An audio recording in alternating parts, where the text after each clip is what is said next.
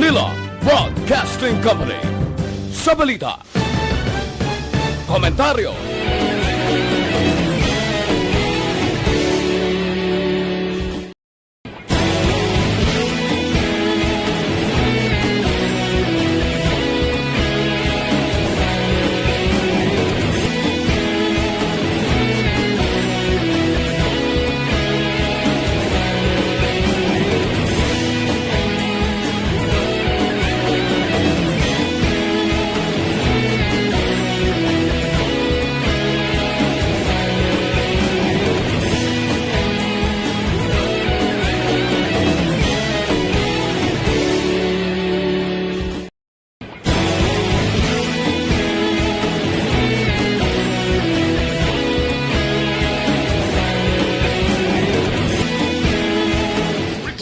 second portion. Di kalidad kag madalong nga mga analisis sa pinakainit na balita sa bilog nga probinsya kag nasyon. Aksyon Reports second portion. Patas kag balanse nga komentaryo sa mga issues kag mga balita nga nagaapekto sa mga pumuluyo sa adlaw-adlaw nga tanan. Aksyon Reports second portion. Upod sa veterano kag respetado nga komentarista. Aksyon Fred Salanga. Karon nga adlaw Sabado sa 8 na bulan sang Enero tuig 2022. Anano ang mga balita kag mga isyu ngaton talakayon para karon nga adlaw. Nagwa na ang mando ehekutibo ni Mayor Yunardia sang siyudad sang Bacolod. Mga biktima sang COVID-19 tagsa kadua kadlaw nagadoble kuno. Mayong balita sa katapo sang media nagpabakuna kahapon booster kag iban pa. Kamo ginaagdaman pabakuna na kay amat-amat nagasaka naman ang level kag ang pagdamo sang COVID nga kagaw. Ining mga balita kag isyu idulong sa aton sang D3 Bayo. Dako mabulig sa D3 Bayo sa pagkakasang kagaw sa aton lawas. Amo ni siya mga kagaw bla dala sang virus. Amo ining kinahanglan ta D3 Bayo tambal man sa ubosipon kagilana at mga patimaan na sang COVID-19 pero kung naka D3 Bayo kamo mabakod ang lawas tagka 14 pesos lang produkto sang klinika di alternative.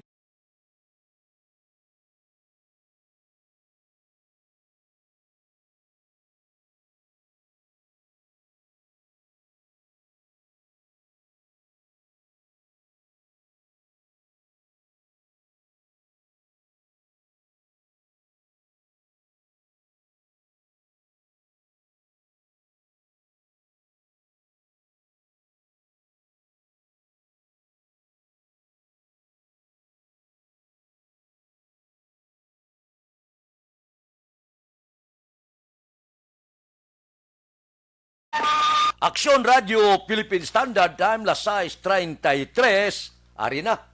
Sulito naton umpisabuas Enero 9. Ang negative RT-PCR nga testing gina-require na sa mga nagabiyahe gikan sa lugar nga gindeklarar alert level 3 pasaka. Ano man ang vaccination status. Kung nagaling ka sa Manila, kagiban pa nga gindeklara level 3, mag-aagi kagid sa ginatawag negative RT-PCR nga testing. I-require gina sa siyudad sa Bacolod. Obligado ang tanan nga inbound traveler gikan sa mga lugar nga naka-alert level 3 pasaka nga magpresentar. Importante nga, sang negatibo nga RT-PCR result sa pagsulod sa siyudad sa Bacolod anuman ang vaccination status. Atag, ini ang kaundan sang mando ehekutibo numero 1 bulan sang iniroged nga ginpagwa karon ni Mayor Ebilio Yunardia pagkatapos na obserbahan nga liwat nagtaas ang kaso sang COVID-19 kag presensya sang COVID-19.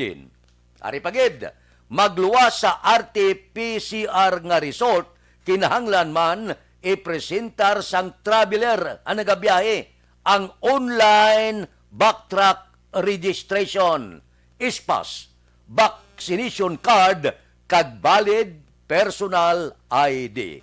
Klaro na? Para naman sa mga nagabiyahe nga opisyal sa gobyerno o kung public sector personnel, kinahanglan magpresentar kamo sang valid ID sang ahensya sang gobyerno nga ginatrabahuan, vaccination card sa fully vaccinated kag negative RT-PCR test sa partially kag wala mabakunahan. Subong man, original nga kopya sang travel order nga gin-issue sang head sang ahensya. Kinahanglan mapasar ang symptom screening sa airport o kon sa mga pantalan upon arrival sa pag-abot ninyo. Kag sundon sang istrikto ang minimum public health standards. Ari ang paandam. Sinuman nga hindi magsunod sa executive order ang dumilian nga makasulod sa syudad. Sinuplado kamo kag magagad insister, hindi kamo pagpasudlon sa syudad sang Bacolod. Sa Radio Philippine Standard Time, las 6:36. Mabalik kami pagkatapos ini. Tungod sa pamahog sing COVID-19 pandemic, madamo sing kompanya kag local government unit ang nagpatuman sang work from home sa ilang mga empleyado. Naga-work from home kung naka-close contact sa nagpositibo sa virus o kung mismo nagpositibo sa COVID-19. Madamo sang benepisyo ang mahatag sang work from home, pero hindi naton malikawan nga ma-bored kag ma-stress bangod sa sini nga setup sa masobra na isa ka tuig nga pagpakiaway sa COVID-19. Base sa pagtuon sa United Nations International Labor Organizations, nagatugas ng stress ang tuman niya pag-usar sa gadgets kangay sa cellphone kag computer. Gani, iyarin tila kang maposlanong nga action tips sa mga nag-work from home. Una, mag-set up sa workspace sa imong balay sa tuyo nga makafocus sa imong trabaho. Ang workspace ay hindi kinahanglan nga dako ang kwarto, ang importante, komportable ka sa imong trabaho. Matapos ang pila ka oras nga nagapungko ka mag-computer, dapat may tion nga mag-stretching agud malikawan nga ma-strain ang imong likod o konliog. Time management. Manghimo sa imong time schedule kag mga talapuson nga trabaho para mangin organisado. Magkaon sa husto nga tion, labi na ang pamahaw kag pilion mapagkaon nga maka-boost sa imong memory, concentration kag alertness kaangay sa pumpkin seeds kag dark chocolate. Kung mayara sa mga online meetings, advance na ipahibalo sa imong mga upod sa balay, agud malikawan ang mga disturbo. Ang pigaw nga internet connection ang makatugas sa stress, gani ipreparar ang backup kaagay sa ibang network na may maayong signal para sa mobile data. Take a few breaks. Ini sa tuyo nga hindi ma-drain ang imong brain, maghampang sa imong pet o kung magpumati sa music. Sa tion nga may concern kag problema, ipabalo sa imong team leader o kung sa boss para masolusyonan. Sa work from home nga setup, ikaw ang may uyat sa imong nga oras. Makasave ka sa plete, makasave ka sa pagkaon, makasave ka sa kwarta, kag makaupo no pa ang imong pamilya. Ang work from home ay may madamo nga hangkat, pero mas madamo sa gihapon ang mahatag nga benepisyo. Ini si Aksyon Kabato para sa Action Tips, una sa balita, una sa aksyon sa Bacolod, Aksyon Radio. Bangod sa pamahog sing COVID-19 pandemic, madamo sing kompanya kag local government unit ang nagpatuman sang work from home sa ilang mga empleyado. Naga-work from home kung naka-close contact sa nagpositibo sa virus o kung mismo nagpositibo sa COVID-19. Madamo sang benepisyo ang mahatag sang work from home, pero hindi naton malikawan nga ma-bored kag ma-stress bangod sa sini nga setup sa masobra na isa ka tuig nga pagpakiaway sa COVID-19. Base sa pagtuon sa United Nations International Labor Organizations, nagatugas sing stress ang tuman niya pag-usar sa gadgets kaangay sa cellphone kag computer. Gani, iyarin tila kang maposlanong nga action tips sa mga nag-work from home. Una, mag-set up sa workspace sa imong balay sa tuyo nga makafocus sa imong trabaho. Ang workspace ay hindi kinahanglan nga dako ang kwarto, ang importante, komportable ka sa imong trabaho. Matapos ang pila ka oras nga nagapungko ka mag-computer, dapat may tion nga mag-stretching agud malikawan nga ma-strain ang imong likod o konliog. Time management. Manghimo sa imong time schedule kag mga talapuson nga trabaho para mangin organisado. Magkaon sa husto nga tion, labi na ang pamahaw kag pilion Ariho, inisyal nga pananawan nga ang COVID-19 sa pungsod Pilipinas nagadoble siya every 2 ka adlaw. Sino nagsiling sini? departamento sang ikaaya o kung ikaayong lawas, nagapakita nga nagadoble siya kada 2 kadlaw. Ang buot silingon, makita naton nga nagadoble ang numero sang kaso tagsa 2 kadlaw. Suno ka Health Undersecretary Maria Rosario Berhere sa briefing sa Malacanang, amuningit patagya, silinga, delikado ini. Kay ang datos nagapakita nga ang Omicron variant may 5 tubtob 6 kapilo nga mas makalalaton. Ang Delta to kundi makalalaton man, iniya 5 tubtob 6 kapilo, 40 kadasig maglaton lang tawabla. Disyembre nagligad, pagka-iniro, ibwal dayon, linibo dayon ang nagkalaigo kag nalatnan. Kay inigali ang Omicron variant kani, 40 kadasig, mag-igo. Diyot, dako lang nga daw may diferensya ka, nga daw hindi ka preparado, sulod sa dayon. Masiling sila, nga daw hindi giman delikado, kaya daw trangkaso lang. Pero siling sang ikaayong lawas, kung hindi ka bakunado, posible makamamatay man ining Omicron variant ngani. Puerte no, kadelikado. Amo na nga nagapangabay kita pabakuna, pa-booster gid.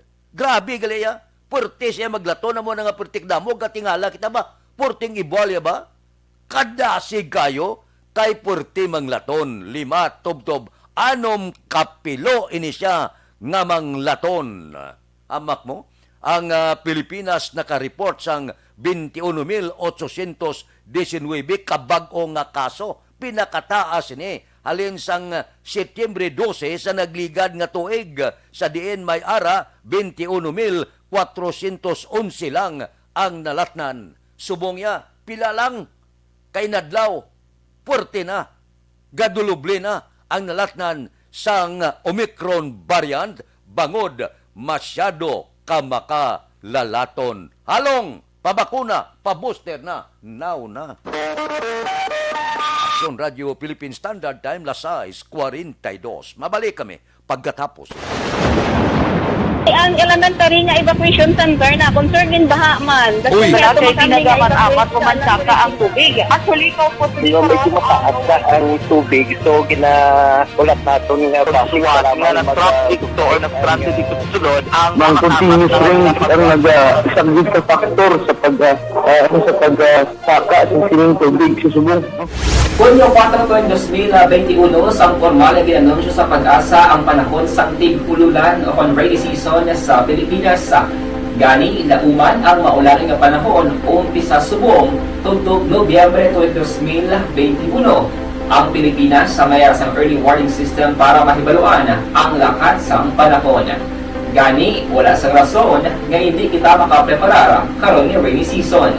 Yari ang pila ka mga action tips nga dapat mo may baluan karon nga panahon sang tig-ululan. Kung nagapuyo sa lugar nga masami ginabaha, mag-monitor sa balita para sa anunsyo sang pag-asa sa lakat sang panahon. Isa sa pinakapos nga pamaagi para malikawan nga magsulod ang baha sa balay, among paggamit sang sandbag. Ang sandbag ang isa kasako nga may unod nga balas nga pwede ibutang sa pertahan o kung ginaagyan sang tubig para temporaryo nga makontrol ang pagsulod sang tubig sa inyong nga balay. Antes naman ng rainy season, dapat nakaprepare ka na sa pagkaon, flashlight, pito, kandila, hygiene kit, power bank, transistor radio, importante nga mga dokumento, kag iban pa nga kinahanglanon. Ini ang dapat isulod sa go bag nga dapat ibutang sa isa ka lugar nga mapus kuhaon sa tion nga kinahanglan nga mag-evacuate. Sa tion sa pagbaha dapat butangan sang tape ang saksakan sang mga outlet kag ibutang sa mga taas nga mga lugar ang appliances. Kunyara sa evacuation center, dapat man nga ipatuman ang minimum health protocol, face mask, face shield kag social distancing batok sa COVID-19. Sa panahon sa tig-ululan, dapat man proteksyonan ang ikaayong lawas batok sa pila ka mga masakit, kang isang dengue, leptospirosis, cholera, typhoid fever, hepatitis A, influenza, kag iban pa. Nagpanugyan man ang DOH kay pabili ng proper hygiene kay pag-inom sang limpyo nga tubig. Lutuon sang husto ang pagkaon para malikawan ang contamination. Maghugas ang kamot antes kag pagkatapos ang kaon, kag matapos nga mag-usar sang banyo. Likawan man ang paglangoy o kon pagtubog sa baha. Kini sa Aksyon Dale Salazar para sa Action Tips nga nagapahanundong nga maghalong sa tanan nga tion. Tungod sa pamahog sing COVID-19 pandemic, madamo sing kompanya kag local government unit ang nagpatuman sang work from home sa ilang mga empleyado. Naga-work from home kung naka-close contacts na nagpositibo sa virus o kung mismo nagpositibo sa COVID-19. Madamo sang benepisyo ang mahatag sang work from home, pero hindi naton malikawan nga ma-bored kag ma-stress bangod sa sini nga setup sa masobra na isa ka tuig nga pagpakiaway sa COVID-19. Base sa pagtuon sa United Nations International Labour Organizations, nagatugas sing stress ang tuman niya pag-usar sa gadgets kangay sa cellphone kag computer. Gani, iyarin tila ng mga poslano nga action tips sa mga nag-work from home. Una, mag-set up sa workspace sa mga balay sa tuyo nga makafocus sa imong trabaho. Ang workspace ay hindi kinahanglan nga dako nga kwarto, ang importante, komportable ka sa imong trabaho. Matapos ang pila ka oras nga nagapungko ka mag-computer, dapat may tion nga mag-stretching agud malikawan nga ma-strain ang imong likod o kon liog. Time management. Maghimo sa imong mga time schedule kag mga talapuson nga trabaho para mangin organisado. Magkaon sa husto nga tion, labi na ang pamahaw kag pilion mang pagkaon nga maka-boost sa imong memory, concentration kag alertness kaangay sa pumpkin seeds kag dark chocolate. Kung mayara sa mga online meetings, advance sa ipahibalo sa imong mga upod sa balay, agud malikawan ang mga disturbo. Ang pigaw nga internet connection ang makatugas sa stress, gani ipreparar ang backup kaangay sa ibang nga network na may maayong signal para sa mobile data. Take a few breaks. Aksyon Radio Philippine Standard Time, las 6:46. Kahapon sa pagpanguna sa ngamon station manager, ang halos tanan nga empleyado sang Aksyon Radio nagpabakuna. Booster dira sa Negros Press Club, mga 50 man kakatapo sang media ang nabakunahan sa Dalan San Juan kahapon. Suno kay Negros Press Club President Ives Montesilio, ini nga tikang ginhimo sang NPC para masigurado nga protektado ang mga miyembro sang media. Bangod responsibilidad nga pag-atubangon sa masunod nga binulan, lakip na dire ang pagtrabaho adlaw-adlaw. Sabi na sa eleksyon sa tuig 2022, basibla magsiling sila nga hindi ka pwede ka-cover, pagitaan ka sang tanan nga requisitos halin sa imo vaccination card kag tanan-tanan pa. Pwerte na ka-stricto mo, di kinalan subong pa lang, kung katapo ka sang media, kinahanglan, kumplito ka na. Di amo ning natabo kapon, full force mo ang Aksyon Radio. Halos tanan nga empleyado ya nagpabakuna kahapon, magluwas sa pipila. Nga daso naman nagsiling sila nga masunod nga mga edadlaw, masunod sila sa pagpabakuna. Man may first, second, pagkatapos may booster. Ang report nga ang pagbabakuna nag-lapse ini ang iya sini efficacy pagkaligad sang 6 kabulan. Pusumong ganit ito kabulan, pwede na pagkatapos nga mag-second dose ka, pwede ka na ka-booster. So, ginaagda namon ang tanan nga magpabakuna. Sa nagapulo panago pa dira, sa nagaulo indi pa palihog, pabakuna gid.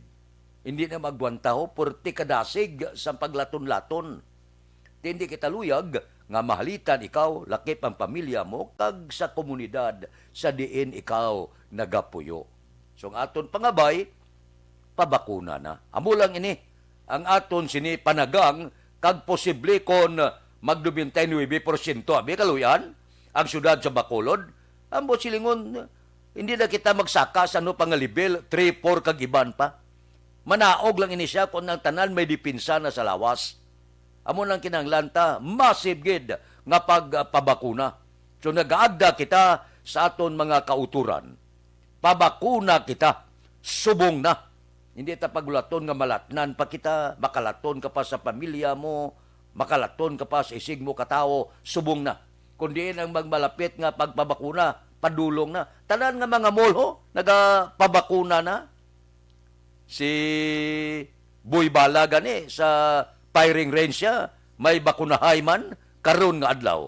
So, tanan-tanan, ginapangabay naton palihog lang, pabakuna kita. Safety nimo, safety sa pamilya mo, safety na tuntanan dire sa syudad sa Bacolod kag probinsya sa Negros Occidental. Aksyon Radio Philippine Standard Time, lasay 50. Mabalik kami pagkatapos ini. Ang elementary nga evacuation center na concern din baha man. Uy, Kasi pinagaman apat kumansaka ang tubig. Actually, ikaw po Medyo mataas na ang tubig. So, ulat natin nga pasiwala nga ng traffic or nag-traffic dito sa sulod. Ang continuous rain ang nag-subject sa factor sa pagsaka at sining tubig sa subong. Hunyo 4, 2021, sang formal ay ginanunsyo sa pag-asa ang panahon sa tig-ululan o rainy season sa Pilipinas. Gani, lauman ang maulaning nga panahon umpisa subong tuntog Nobyembre 2021. Ang Pilipinas sa mayar sang early warning system para mahibaluan ang lakat sang panahon. Gani, wala sa rason nga hindi kita makapreparar karon nga rainy season. Yari ang pila ka mga action tips nga dapat mo may baluan karon nga panahon sang tig-ululan. Kung nagapuyo sa lugar nga masami ginabaha, mag-monitor sa balita para sa anunsyo sang pag-asa sa lakat sang panahon. Isa sa pinakapos nga pamaagi para malikawan nga magsulod ang baha sa balay, among paggamit sang sandbag. Ang sandbag ang isa ka sako nga may unod nga balas nga pwede ibutang sa pertahan o kung ginaakyan sang tubig para temporaryo nga makontrol ang pagsulod sang tubig sa inyong nga balay. Antes naman ng rainy season, dapat nakaprepare ka na sa pagkaon, flashlight, pito, kandila, hygiene kit, power bank, transistor radio, importante nga mga dokumento, kag iban pa nga kinahanglanon. Ini ang dapat isulod sa go bag nga dapat ibutang sa isa ka lugar nga mapus kuhaon sa tion nga kinahanglan nga mag-evacuate. Sa tion sa pagbaha, dapat butangan sang tape ang saksakan sang mga outlet kag ibutang sa mataas nga mga lugar ang appliances. Kunyara sa evacuation center, dapat man nga ipatuman ang minimum health protocol, face mask, face shield kag social distancing batok sa COVID-19. Sa panahon sa tig-ululan, dapat man proteksyonan ang ikaayong lawas batok sa pila ka mga masakit, kang isang dengue, leptospirosis, cholera, typhoid fever, hepatitis A, influenza, kag iban pa. Nagpanugyan man ang DOH kay pabili ng proper hygiene kay pag-inom sang limpyo nga tubig. Lutuon sang gusto ang pagkaon para malikawan ang contamination. Maghugas sang kamot antes kag pagkatapos ang kaon kag matapos nga mag-usar sang banyo. Likawan man ang paglangoy o kon pagtubog sa baha. Kini sa Action Dale Salazar para sa Action Tips nga nagapahanundong nga maghalong sa tanan nga tion. Tungod sa pamahog sing COVID-19 pandemic, madamo sing kompanya kag local government unit ang nagpatuman sang work from home sa ilang mga empleyado. Naga-work from home kung naka-close contacts na nagpositibo sa virus o kung mismo nagpositibo sa COVID-19. Madamo sang benepisyo ang mahatag sang work from home, pero hindi naton malikawan nga ma-bored kag ma-stress bangod sa sini nga setup sa masobra na isa ka tuig nga pagpakiaway sa COVID-19. Base sa pagtuon sa United Nations International Labor Organizations, nagatugas sing stress ang tuman niya pag-usar sa gadgets kangay sa cellphone kag computer. Gani, iyarin tila ng mga poslanong nga action tips sa mga nag-work from home. Una, mag-set up Nila.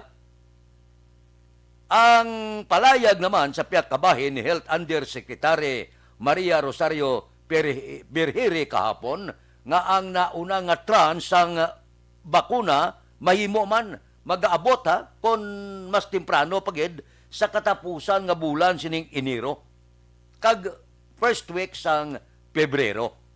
Anong nakita sini sa aton gobyerno? Kinahanglan hindi lang dalagko kay ang kabataan subong hilway magani makita mo sa mga mall iba gani ara na sa karito ginatulod galagaw na. So ang silingon nga halinon sa 5 ka tuig tubtob 11 anyos dasigon massive nga pagbakuna sa kabataan. Delikado mo kung malatnan ang kabataan tuod nga ang immune system sang kabataan mabakod pero mas kinanglan pabakuron pagid pagi sa pagpabakuna. Kay subong ti dalagko lang ang ginabakunahan, ginauna mga senior citizen, mga frontliner naton, subuman mga publiko. Ti subong rapiduhon nila ang pagpabakuna sa nagapag-idaron 5 tubtob 11 anyos para masiguro nga ang tanan-tanan halin sa senior citizen pakadto sa maedad, pakadto sa kabataan mabakunahan. Hingagawo nini para nga malabot naton ang ginatawag dipinsa. Kay kung hindi nato nini pagimuon, hindi magwantagid ang kadasigon sang paglaton-laton. Diyot dako lang latnan ka mo. Amo nang siling hindi talang pagkakaso ng face mask naton sa diin man kita nga pag telepon-tipon, magluwas lang ko nagakaon kati mabudlay man nga may face mask ka magkaon, di mo na karon pag yun. Kung mga galakat kasdalan, ga tipon-tipon, mga grupo, takod lang. Bisan paano kay man ang laton sina laway gid. May tao nga kung magambal, galagsik ang laway, delikado na. Labi na gid kung may kagaw siya nga dala, disgrasya kagid. Aksyon Radio Philippine Standard Time, lasay 56. Dire kita. Samtang nga porting balita sa COVID kagkagaw, ano naman iya ang natabo sa power restoration. Pagpabalik bala sa ginigo sang bagyong si Odette. Nagreklamo man ang Departamento sang Enerhiya, siling niya kahapon kabudlay. May ara jutay nga pagsablag sa pagpabalik sang power bangod sining ginatawag nga paglaton porte sang COVID labi na gid sang Omicron gani. Nya do kabudlay nga ibalik man ang tanan nga mga linemen sa bilog nga Pilipinas ginpadala mo sa mga area sang Davao, Mindanao, Western Visayas, dire sa aton para ibalik ang ginalitan ni Odette. Labanan sang aton mga utod na balik-balik na gimana mga kuryente pero sa mga malayo-layo nga mga kabaranggayan do kabudlay pa. Di karon siling ni Energy Undersecretary kahapon Felix William Puentevilla, siling niya sa virtual press briefing niya ti amat-amat na gapul swing ang iban nga mga area. Pero iba niya hindi pa malabutan gid, sorry gid nga hindi pagin Manila malabutan pero ginahimo nilang tanan agod nga magbalik ang kuryente sa bug-os nga Pilipinas. May mga kabudlayan Ang iban sa mga nabukid nga bayan, di kadlagko sang troso nga nagkalatumba, nga hindi pa malabutan sang gobyerno, nga pagpangsirahi bala. Agod nga magyan, amo na ang nagaupang sa ila. Di hamak nga mga poste mo. Libo-libo nga poste ang mga nagkalatumba. Di siling sang Department of Energy, jutay anay nga dulo dispensas. Pero sa mga malapit nga lugar nga malabutan sa serbisyo, ang tanan subong halos may suga naman. Nagbalik naman ang power. May mga suga na sila. Sa mga balayo nga lugar, amo na ginasiling nila, medyo angan-angan lang. Kay mabulubudlay ang pag-agi sa mga dalan, ginakulokaayo pa, ginalagare pa, ang dalagko nga mga kahoy, kaginahawanan pa ang mga nakaladagdag lagko nga mga bato, landslide sa natabo sa tong bagyong si Odette. Aksyon Radio Philippine Standard Time, lasay 58 na. Happy birthday lang kay Tiffany Salanga. Nagasaulog sang iya kaadlawan karon nga adlaw. Aksyon Radio Philippine Standard Time, lasay 59 na. Standby na. Sa aton ang Aksyon Balita Morning Edition, upod kita. Kay Aksyon Boy Duran, kag Aksyon Eden Aboso. Mga kaaksyon sa diin ka man sa Pinas, labuton ka sang amon balita kag serbisyo. Sama-sama tayo, Pilipino. Una sa balita, una sa aksyon, sa Bacolod, Aksyon Radio. Aksyon Radio! Isyo! Serbisyo Publiko. Aksyon Radio!